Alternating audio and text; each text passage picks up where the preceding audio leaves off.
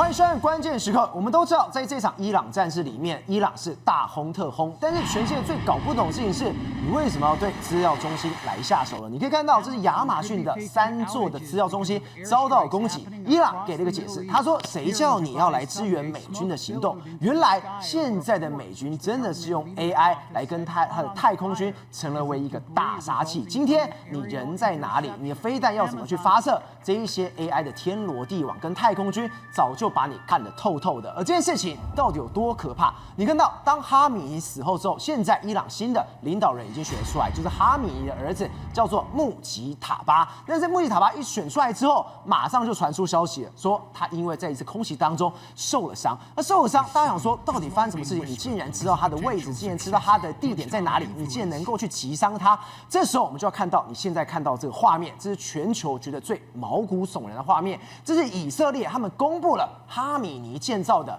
紧急战时指挥中心。这一段画面让大家觉得最可怕的是，你看到它的地下设计、它的管道、它的路线，竟然被以色列1比1的完全模拟出来。这等于是说什么？这就是我们讲的 AI 资料中心以及这种太空军的这一种实力可怕之处。今天它如果能够模拟这一些相关的画面出来，不就是你今天躲到哪里，我都抓得住你，我抓得住你，你的命不就没有了吗？所以现在你可以看到，过去我们讲在一战的时候打的是什么？打的是战壕跟铁路，能够让敌军给瘫痪掉。在二战的时候打的是你的工厂跟港口。到了冷战时期，我瞄准你核设施跟导弹的发射井。但是现在这场战争告诉我们，现代化战争它打的是什么？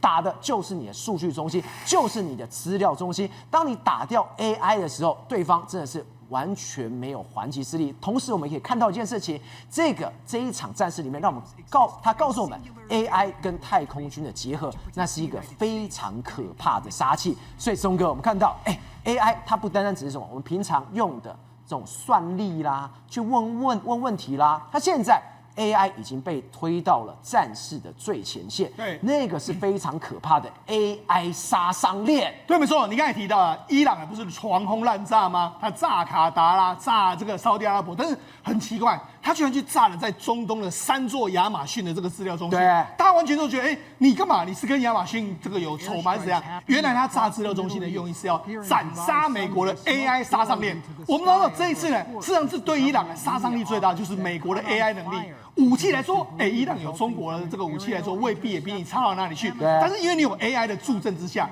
伊朗就变成是完全被你看光光嘛。那 AI 怎么帮忙？你看，因为美国有太空军，太空军可以监看卫星，监看地面上所有的东西。对。然后再加上他们的情报网，然后透过卫星可以跟 AI， 透过卫星跟 AI 可以跟什么飞机连线，可以跟地面的武器连线。所以等于是说，他看到哪里，我知道你在哪里的时候，我透过 AI 演算之后监控你的时候，你在哪里出现，我就用哪里的武器打你。这最可怕的事情是什么？是当今天 AI 已经算出来之后，借由太空军的这个所谓的上帝之眼，对，他看完之后，是尽管你的 F-35，你根本没看到敌人是在哪里，对，但是你拿到那个东西，是。你就毫不犹豫的去发射吧，对，一定可以击中目标的。所以我就说嘛，目前为止来打败伊朗有2个东西，一个叫做太空军，那伊朗可能没办法去这个射掉这个太空军的这个大眼，但是问题是我可以瘫痪你的 AI 啊。AI 就是你的资料中心嘛，所以这是为什么伊朗要打这个资料中心一个非常重要的原因。好，那事实上打了这个资料中心来说的话，所以未来资料中心可能会变成兵家必争之地。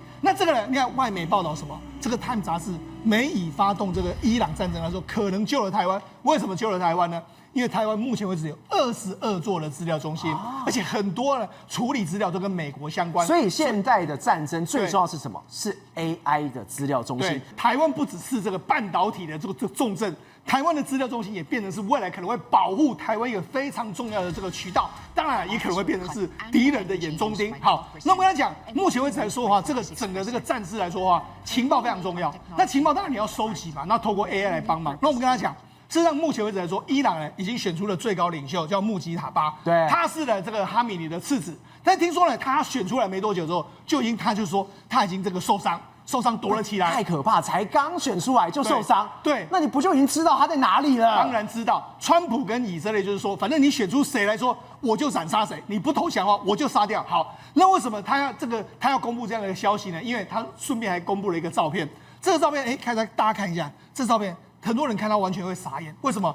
因为这是哈米尼生前建的一个他的这个紧急的战时的指挥中心，对，这是他的这个外观走进去之后就有这些照片，对，这些照片是以色列公布的。好，那以色列还顺便公布说什么？你看他的建设的样子，对，他连下面是怎么建设，他都跟你讲一清二楚。他怎么走进去？你看，他是完全那种透视图，是全部给你看。对，所以显见他已经应该知道这里面长什么样子哈。那主要是这样，它有地上的建筑物，对不对？地上的建筑物来说伪装起来，但事实上它你看1层、2层、3层、4层、5层，走下电梯之后，然后最后才走到他们的附近下面的一个所谓相关的这个指挥中心。上一次他不是炸掉这个哈米尼的这个住家跟他的指挥跟他的这个相关的几个单位吗？好，那怎么炸的呢？现在这个国际媒体有报道更精确的一些消息的。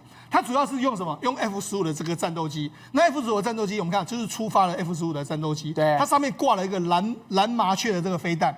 蓝麻雀飞弹来说话，跟我们一般认知的麻雀飞弹是不一样的。对，蓝麻雀飞弹是以色列拉斐尔公司所研发的一个先进的这个空射弹道飞弹。好，它重大概它长大概是6.5公尺，重大概1900公斤。哈。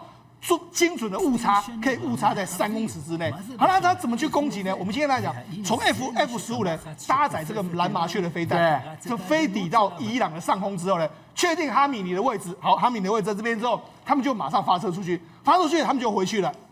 那回去之后呢，这个蓝麻雀飞弹呢会往上飞。它会往这个大气层去飞，飞，因为它蓝麻雀飞弹除了飞弹弹头本身，它下面还有个推进器，它推进器把它推到外太空，然后平飞之后，最后再准备要坠下外太空的时候，弹头跟火箭分离就往下坠，往下坠的时候，你看重新进入大气层，我们知道说，其实重新进入大气层的时候，它这个速度会非常非常快，它是俯冲下来的，对，没错，俯冲下来后速度非常非常快，它到达太空边缘之后，然后就往下。所以你看，它整个根本就没办法追踪到你，因为它射到外太空去了。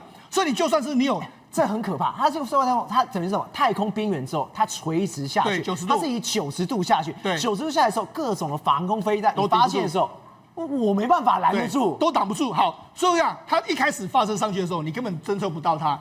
等到它到附近的时候，往下俯冲到这个哈米尼的这个住家的这个上空这样冲下来的时候。我跟你讲，你任何飞弹都拦不住，所以就这样蹦30颗就完全打掉。所以为什么伊朗呢？我们讲哈米尼家附近也有非常严密的这个防范，为什么没法发挥作用？因为这么高速的俯冲下来的时候，没有任何飞弹能够抵挡得住，所以等于是就这样哈米尼被炸死了。另外一个，我们刚才不是讲到吗？他们不是集到这个所谓的亚马逊的这个资料中心吗？一开始原本我们以为是误集啊，就没有。现在真的是，他是真的要打这个亚马逊的这个资料中心。好，我们给大家看一下。实际上，这是这个资料中心的运作的这个情形哈。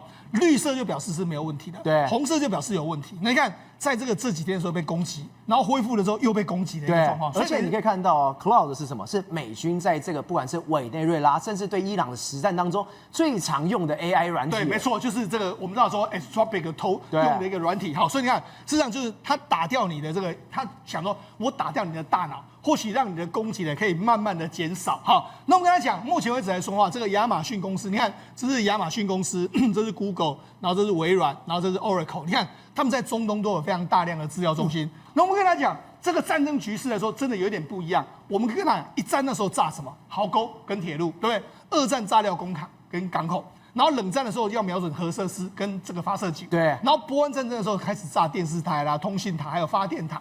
那现在呢？现在就炸什么 AI 资料中心？因为为什么？因为 AI 资料中心平时的时候它是一个资料处理中心，对，商业设施，对，然后还可以数据的这个中心。但是战时的时候它变成什么？重要的这个军事枢纽，还有 AI 处理的中心。所以我一定要把它打掉。所以为什么这个现在呢？这个伊朗啊，这次新的攻击形态里面，我也不是只有攻击油井、攻击天然气，我还攻击你的数位资料中心。所以跟1、2战不太同，甚至冷战不太同，是这个所谓的资料中心，它是涵盖的发电厂、铁路枢纽、通信塔，对，它是3合1，极度重要的一个地方。好，所以我就跟你讲嘛，你看。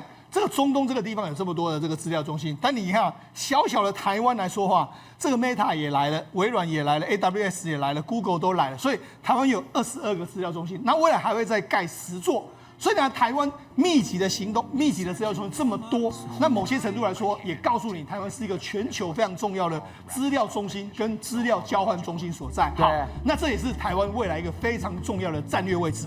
好。好，那除了我们刚才讲到的资料中心变成是未来可能会被攻击的，或是说兵家必争之地之外，另外一个就是《华尔街日报》。你看《华尔街日报》说什么 ？How AI is 这个 changing the war in Iran， 就是怎么样的转换 turbo， 怎么样转换的快速的转换了这个所谓的这次的战争。因为目前为止来说，你看他们的报道里面 ，AI 驱动的这个机器视觉技术，如今能够快速的发现大量目标，甚至能够辨识特定型号的飞机或是车辆，还能够监听或是总结截获的所有的对话。然后他说，人类的分析师最多只能检查所收集资料情报的4%。对，我只能够就是那么多资料，我只能够看4%。但是 AI 可以完全给你，它什么事情都能做，可以辨识飞弹、车辆、监听、总结。对，也难怪，为什么伊朗是要讲？为什么我要炸？你在帮美军呢、啊，我必须要把你炸毁啊！对，没错。好，那我们看这个所谓以色列的相关的执行长说什么？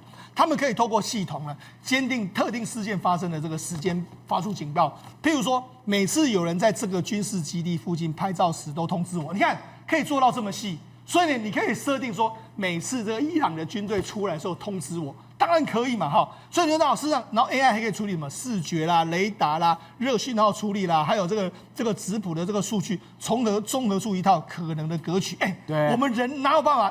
你还要能够处理视觉、雷达、热讯号，我们人大概就没办法处理热讯号了吧？所以它等于是可以处理的资讯量比人类多太多，就击败了你的伊朗的军队。好，那这样 AI 化到底多重要呢？我们看之前美国有做一个叫做猩红之龙的这个演习，这个演习要做什么呢？它等于是用新的美军第18空降师的用的数位的这个数据，你看他们在这边一直不断的打电脑啦，他们在演练作战哦，作战的过程里面来说，他们因为导入 AI 之后，用 Palantir 的 AI 之后呢，他说他们在之前伊拉克创下军中最高纪录，这个一般的这个我看过去用20个人打掉了完成了一个任务，那完成这个任务的时候呢，事实上在上一次波湾战争的时候要2000多个人，当初要2000人，现在在用 AI 只要20个人，20个人，而且这是在猩红之龙的演习，对，他们就实验过了，对，所以我就讲嘛，实际上我们在目前为止来说的话，这个美国说什么，他们加入 AI 之后，他们直接讲1个小时之内可以接战1000个目标，太可怕了，等于1个小时之内我就可以打掉1000个目标。对 ，AI 跟美国太空军结合的时候，那才是最可怕的事情。没错，你看到美军的中央司令部在 X 发文跟大家讲说，好，我们在伊朗我们的战果到底怎么样？每天都会发，结果他公开喽，公开武器有25种，还说什么摧毁过3000个目标，而且集成伊朗的船舰43艘，里面最有趣的是什么？是这边。他说还有部分特殊作战能力不便公开，对，这就是传说中的最可怕的太空军吗？对，没错。好，你看这个洋洋洒洒，美国就我们有25种武器攻击你，但是里面来说 ，special capabilities we can list here 就不能够让你知道的武器。好，那你不能够知道武器是什么东西，当然大家有很多揣测。不过里面来说，可能跟太空军脱不了关系，因为什么？因为美国之前有启用一个存在五角大厦中间展示的武器系统，叫做传感器射手的这个网路。那这是什么意思呢？就表示说，如果卫星发现到目标之后呢，对，它就会把坐标传给最近的一个 F-35。对，那我们知道 F-35它本来就是一个相对的这个作战平台，它可以接收来自太空的资料嘛。好，我马上就可以发射飞弹。美国来说，这次当然展示很多黑科技嘛，但是呢，以色列也不遑多让，他们有一个拉斐尔公司有一个叫破冰者的这个飞弹。这破冰者的这个飞弹来说啊，你看它可以从战机啦、轻型飞机、直升机、战船，还有地面车辆可以发射。对，它是用全方位，它还可以反舰对地的攻击飞弹，所以它全天都可以使用。陆海空都能用。所以它多功能的这个使用，而且它最厉害是什么？它可以用人工智慧。人工智慧就我们看它发射出去之后，正好你看到发射出去的时候，就没想到它发现到之后敌人的雷达在这边，它居然还可以避开敌人的雷达，然后飞过来。它可以避开，不让你发现。你看雷达在这边，它可以避开，不让你发现。不是也太厉害了吧？对，因为为什么？因为它有非常强大的这个 AI，然后我再传给说，有这个所谓雷达讯号的时候，你看它就会自己避开。那它不就跟人一样吗？对，我们一开始以为什么飞弹打那边就是会打到这里，有没有？直直的。没有，它哪有？它遇到它看到雷达的扫描范围。对。它竟然出现了人脑的思考，是，它就这样哦，好，那我避开，就避开。那谁打得到它？所以等于是说呢，它可以在这个复杂的地形下面自己穿越这个地形之后，然后锁定它的目标，就直接一标中地的这个状况。这就是你看以色列的军方也表示说，我的技术也不遑多让啊。好，那我们跟他讲，目前为止来说，你看这是什么？未来美国未来的这个蓝图里面 ，AI 实力这么强大，所以未来美国的步兵跟装甲兵，他们在接受什么训练？无人机训练，你看他们就跟打电动完全一模一样。我只要有来自这个外太空，或者说太空军，或是 AI 给我的资料，我就用这个所谓的无人机去攻击。你看他们未来的这个兵训练是在无人机里，是在这个无人机。这画面我以为是什么？是我国中打网咖，对，没有，人家是真的在训练，还是远端接受到了这个卫星的这种太空军的指示，远端去操控无人机。他要去杀人的，对，没错。好，那我们跟他讲，目前为止来说，川普不是就说吗？你呢不投降的话，我就可以杀到底。好，更进一步的这个杀戮会不会到来？你看，美国目前为止有林肯号，然后也包括说福特号，一个在地中海，一个在这个包括说在波斯湾口这个地方。好，那样现在有第3航空母舰全部来了，这个布希号也准备要来了。好。所以等于说未来呢，在这个地方会有3航母在这边。那当然一般都说这个布希号来要做什么，可能要这个开辟这个所谓让荷姆兹海峡可以通行啊，这有可能是这样。所以美国要继续更强大的，这个要全方面的打击你。志忠哥，我们刚刚看到什么？今天这个无人机跟 AI 在全世界，在这次的伊朗战争里面是多么的重要，而且美军已经完全在训练了，而且资料中心那种保护比这种非常重要。结果我们刚刚有提到无人机是一个关键，你看到美军现在去跟乌克兰买这个无人机，《华尔街日报》告诉我们一件事情是什么？他说，这一台无人机梅洛普斯是在台湾生产。我们从美国开始引进什么？他陆军表示要从这个乌克兰那边引进这个叫做梅洛普斯的这个反无人机的防御系统。那这个东西要拿过来，那这是用乌克兰训练的哈。那我们讲，这就是梅洛普斯系统，它主要是一台这个 AS3的这个无人机，就是这样的一个无人机，对不对？对。然后它小到这个皮卡车上面可以发射，然后可以利用无线电波雷达目标，可以寻找来袭的无人机，然后一锁定之后，就用人工智慧锁定，并在附近引爆这样一个状况。所以等于是它这个无人机是用来杀伊朗的无人机。我们刚刚讲到什么？是所有的美军都在训练这个所谓无人机，是。结果现在美军在用的无人机也是台湾来生产的，对。那不就台美的这种合作，还有那种实战的这种经验？对，没错。那为什么要跟乌克兰弄呢？因为乌克兰的确，它就是在整个俄乌战场上面也面临到俄罗斯的攻击。对，他也拿了很多伊朗的武器嘛，他就拿了伊朗的沙赫德的无人机来攻击你嘛。所以呢，这是由这个所谓的乌克兰的 Wild Hornets 公司所生产的这个 Sting 的无人机，就是这一款是原型，就是这一款哈，原型就是这一款哈，它从乌克兰拿到美军来的嘛哈，所以原本的这一款来说，它就是该公司就是生产这个什么低成本啊、高速子弹型的4旋翼的这个无人机嘛，就是它这个就可以猎杀、硬杀的方式击毁敌方的无人机，一架从4万多到7万多块台币，所以我们可以看到这一家公司的这个无人机来说，就 Sting 这个，它在乌克兰战场上面成功拦截非常多无人机。好，那于是呢，美军就准备把这一套系统引进到这个所谓这一次的这个波湾战争中间。国正哥，现在 AI 跟资料中心已经变成了前线最重要的武器，所以对每个国家来说，如何去保护他们是最重要的事情。你说现在甚至有国家说什么，这种资料中心，这种弄 AI 的防空飞弹就先摆着了，绝对不能被炸。还有说什么，现在根本把它放在地下的核碉堡里面，因为现在各国从这场战事看清楚一件事情，这就是国家的安全问题了。没错，以前我们都以为 AI 是资料中心，就是电信机房吹个冷气啊，有点散热系统就好了。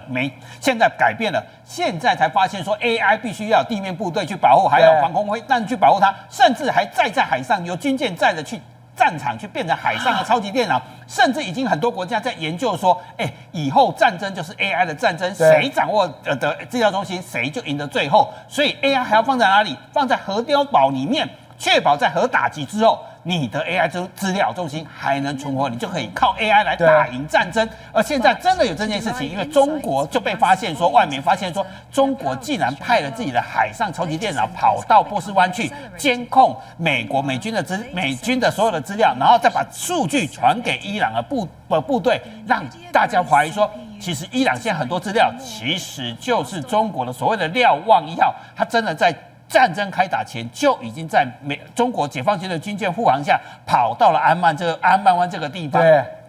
甚至还被发现，去年8、9月的时候，他也派在委内瑞拉附近的海域。当然，虽然没有改变战局，但他也被派去那边收集资料。所以中国现在在搞一个海上天眼，被抓出来对，了。这不只是海上天眼，而是海上的 AI 中心，它被称为叫做浮动的超级电脑。那它有什么功能？就可以深度的神经网络运算，然后可以处理海量的资料。这代表什么？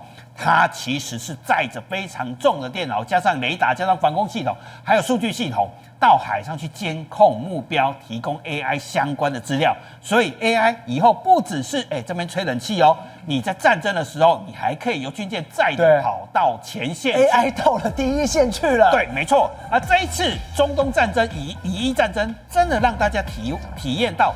AI 真的有多重要？我们都知道，美国总统川普去年不是带着黄仁勋跑到中东阿拉伯国家去，到处去做国民外交，用一招叫什么？用 AI 来绑定这些油国，说 AI 加油源把它绑定，所以这些阿拉伯国家成为世界上盖最多资料中心的国家之一，对，3000多亿美金。你看喽，光阿拉伯联合大公国就盖这么多再来卡达在这里，还有非常多的资料中心，总共3000亿美金。要投资下去，结果盖了这么多资料中心，这场战争才发现一件事情：你真正被攻击的时候会发生什么事情？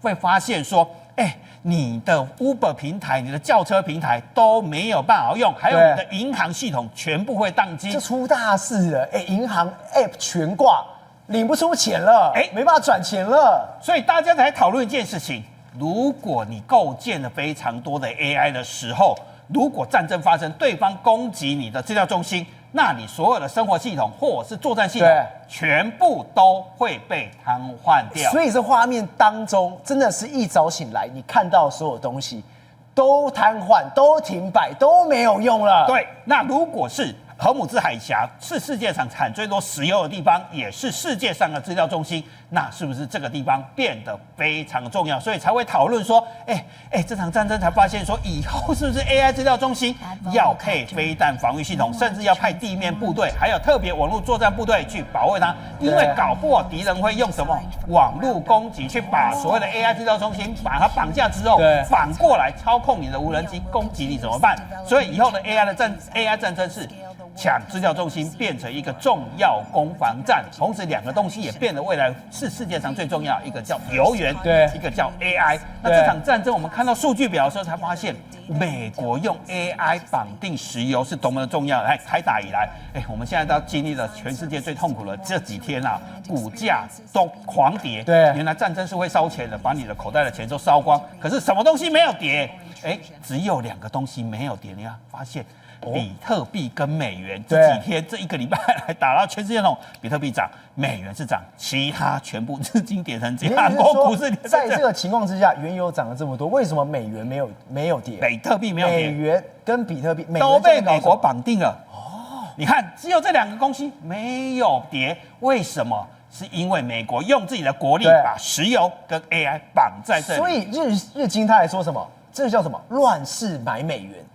是这个道理，对，他就把中东这些都绑得死死的。掌握 AI， 掌握石油就是世界的赢家。所以你看韩国跌这么惨，所以为什么这场战争一下来之后，我们才发现没有石油的国家跌得有多惨？你看软银今天跌12%，古河电工不管你是做什么，日本公司全部大跌，然后海力士又再度重跌11%，三星又跌8%。为什么这些 AI 公司？当然我们都知道他们在做 AI， 可是为什么他们都跌？因为没有能源就没有办法驱动 AI 跑不动嘛，所以 AI 的背后要什么？要电力，要能源。所以你在美国，你看到资料中心现在电工的时薪是1875块台币，1年年薪是360万台币，变得非常的抢手，大家都在抢能源，甚至现在在担心什么战争再恶化下去，$200不是不可想象哦。石油还会继续一桶涨到$200，还会涨上去。AI 跟石油变成2件最重要的事情嘛，所以2月11号的时候，美国是先来。能源部长莱特跑到委内瑞拉去访问，接下来他连内政部长都跑去委内瑞拉访问他的伯根内政部长伯根，然后跟那个委内瑞拉总统罗德里格斯要见面发表联合声明，他联合声明要什么？贩毒吗？还是什么？不是打击罪犯，不是合法采矿的至关重要的安全供应链。讲穿了，能源部长去，内政部长去，谈的都是什么？石油要采矿啊？有没有发生效果？有。我们来看3月9号的新闻，这是最新的新闻哦。委内瑞拉已经运了50万桶的石油运到美国，成为中东紧张下的替代方案。打了半天，大家受苦的要死，结果美国开始把委内瑞拉石油运到哪里？运到美国去。难怪美国人一点都不会觉得石油涨那么多会觉得痛。川普都说油价涨我都不怕，因为他已经掌控了石油。但是我们也知道一件事情，对，那未来 AI 其实是战争攻防的焦点，甚至核战也要保护它。有能源你就可以掌握 AI。如果你今天没有能源，你什么都没有办法。你今天掌握到能源跟 AI， 你就天下无敌了。尤其什么？你把这件事情如果套用在哪里？台湾，现在台湾是对全世界来说，那可是至关重要的。所以大家攻防重点就是 AI 嘛。那你 AI 的重要里面的核心是什么？就是晶片。所以未来台湾的晶片将是 AI 里面最重要嘛。你要抢夺 AI， 就要掌握晶片。然后今天有一个很奇特的新闻，大家也意外或巧合嘛，竟然日本在台积电的熊本进驻了长程的反舰飞弹，这很有趣哦，真的是一车一车过去的，刚好是今天最新的时间啊！日本的自卫队部署了124陆军的反舰飞弹，那这个飞弹很厉害，是长程可以遥攻，它的射程达到1200公里，所以可以使用熊本直接打到上海。当然，它未来其实是针对海上目标来攻击，可是突然间让大家联想一件事情。未来拥有晶片的地方，拥有 AI 的地方，是不是要特别去保护它？对，因为失去了晶片，就等于没有 AI， 那你就会输掉未来的战争。瑞哥，在这一次伊朗战事里面，这些传统这种飞弹，甚至这种新型飞弹，这一个个出来之后，大家非常的 shock。这是美国的海马式哦，从巴林向伊朗发射一枚精准的打击飞弹 PRSM，巴林到伊朗。距离也不算近哦，还可以这么远的打到这种精准的目标。但我们看到这画面，大家觉得更兴奋是什么？在这一次的台湾军购里面，也有这一款 PRSM。那么事实上呢，这一次啊，我们海马斯火箭弹的发射器呢，即将拥有111套。这一次在伊朗的战场首度的发射嘛 ，PRSM 它的这个起跳价就是500公里。500公里、600公里、800公里，现在没有意外的话，因为到1000公里没有问题。PRSM 拿到，如果真的美国愿意卖给台湾的话，那对台湾将是如虎添翼呀。对，为什么呢？因为我们这次111套的海马式火箭弹 M142啊，那个相关的发射器呢都可以发射。我们那么总共呢，如果没有意外的话，300公里以上的那么美国陆军啊，这个等于说啊，那么战术精准飞弹呢，大概会超过500颗以上。那这个70公里呢，会超过大概3000多颗以上。而且瑞哥，里面最可怕的是什么？我刚刚讲巴林这边对不对？发到伊朗去227公里，没错。但 PRSM 什么？它现在标准目标是多少？643公里。好，现在再过去500公里，未来希望到643公里，未来如果再改进966公里。我们看那个图啊，图上面的第一颗对不对啊？就是陆军战术精准飞弹，我们就是要买500颗这样的嘛，对不对？300公里射程的嘛。你没有发现它比较胖，它比较大？对。那么PRSM 呢？你有没有发现它比较小，它比较精实，它比较小？对。一个 M142的这个发射架呢，可以只发射1枚的陆军战术飞弹系统啊，就是我们刚刚看到了啊，这上面的，但是它可以发射2枚的 PRSM， 也就是说它发射的这个它的这个射程的距离更远。大家可以一个箱子呢，飞弹箱可以发射2枚，对，也就是它的这个反而它的杀伤力更大，还有就是它的精准度更精准，它是精准到2到3公尺，这很可怕PRSM 它是什么？它是救援打击，也就是说我们现在要有一种想法，以前都想说中共2栖登陆，所以我们在滩头要把它歼敌嘛，现在不是这样想了，现在包括也不是越过海峡中线了，现在叫救援打击，你10万20万大军要渡海，在厦门港在哪里呀？我在那个地方就把你给端掉了。对，你在开集合的时候，你的登陆舰什么都端掉。PRSM 在2024年的时候，因为它2023年才开始交换给美军呐2024年的时候呢，直接在太平洋的马里亚纳这个相关的群岛呢，直接端掉了一艘登陆舰，报废的登陆舰，把它当作靶船，就把它给干掉了。所以它可以打船，它可以救援打击，它还可以打船，然后呢，它还很难防。我们现在呢，以前啊，有人家说金门马祖啊，现在我们把拳头缩回来，就整个战术的跟战略的运用啦。那么海马斯火箭弹会放在我们的东引岛，跟放在我们的澎湖。那你想想看，包括 PRSM 对不对？你知道兆和，你知道它放在澎湖跟东引，它会发生什么现象？它会发生一件现象，整个广东、福建、浙江。沿海所有的港口、机场都在我们的射程里面，统统打得到，我们就可以把你端掉了。你们解放军都还没出港口，就已经不少被我们炸了，剩下死了多少人了？瑞德哥，我们刚刚有提到一个关键是什么？如果我们今天在军购里面真的有 PRSM， 这是美军的武器，然后你再看到什么？现在我们要买什么？女武神的中程僚机。好，我想问的是，那今天你有 PRSM， 还有女武神的中程僚机，不要忘了哦，我们都是用美国的武器，而且我们刚刚讲，美国的太空军可以这么远的去给相关的资料，可以用这么远的去来管控。那今天这两个东西在台湾的话，那不就是台湾也被纳入在美国的打击网里面了吗？事实上，美国的相关的太空军都已经有派人到台湾来了。对，那请问你为什么？因为这次的乌克兰战场就让你知道，星链进去，乌克兰才有未来嘛，对不对？那所以呢，天上很重要。为什么我们说的这个女武神，对不对？非常的重要。它的概念就是中程僚机，也就是说，我们的 F-16V 那么上去了以后呢，那么指挥包括金国号战机 IDF 啦等等，指挥这个女武神那个战机呢，在旁边当相关的中程僚机，必要的时候你就可以执行你相关的包括攻击、自杀攻击的这个等到任务就对了嘛。但你也不要忘记，全世界除了美国之外。F-35隐形力中战机最大战队、最大购买的国家叫日本，但是 F-35有个问题啊，它为了它的逆中，所以它牺牲了它的载弹量。那么载弹量配合 F-35啊，那么完美无缺的是什么飞机的机型？就是 F-16。所以我们有 F-16，我们有女武神，然后包括日本的这个 F-35等等啊，互相搭配、互相指挥，我们就从了第一岛链里面最紧密的一条锁链。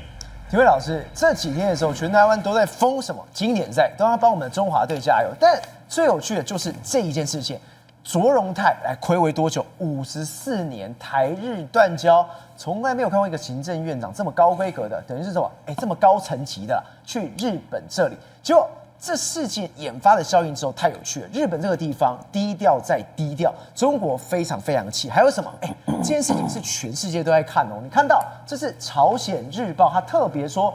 这是台湾实权的第3人，在中日矛盾背景下，时隔54年访日，这个访日真的有玄机吗？这个玄机的地方在哪里？第一个时间点，对，3月7号高市早苗生日，对，而且这一天是高市早苗本来就预计要去开球的，对，然后开球的在同一个球场，卓荣泰时间先走，因为中午的话是台捷大战。晚上的话是日澳大战，对。那日澳大战的时候，天皇都在那边看的时候，为什么高市早苗会临时取消这个行程呢？就是开球的行程，就当中来讲的话，是有让他想象的空间。好了，那问题是这个卓荣泰能够到日本去，他的签证一定是高市早苗同意的。那高市早苗哪来的那么大的底气？来给这个所谓的卓荣泰的签证呢？对，那就是因为他根本就看不起中国了。为什么看不起中国？从去年他讲这个所谓的台海有事、日本有事的概念之后，中国一连串的出招，说要制裁日本，对不对？观光客制裁、水产品制裁，全部断掉，什么制裁？对，然后不去日本，结果现在呢，日本不是好端端的，结果现在呢，高市早苗。众议院316席的这个自民党的这个当选，高票当选，然后呢，他也是民调现在还一直往上冲，所以呢是什么意思？只要他惹上中国，只要高市早苗惹上中国，中国只要反批高市早苗，高市早苗的民调就继续往上冲。那卓荣泰他到日本去，中国一定会生气嘛？当然，对不对？今天就已经开始说要让日本付出代价，请问付出什么代价？他能让日本付出什么代价？所以当他这样子一生气，这样子弄下去之后，接下来高市早苗他如日中天的民调一直往上冲，对冲到什么时候？冲到跟川普见面了。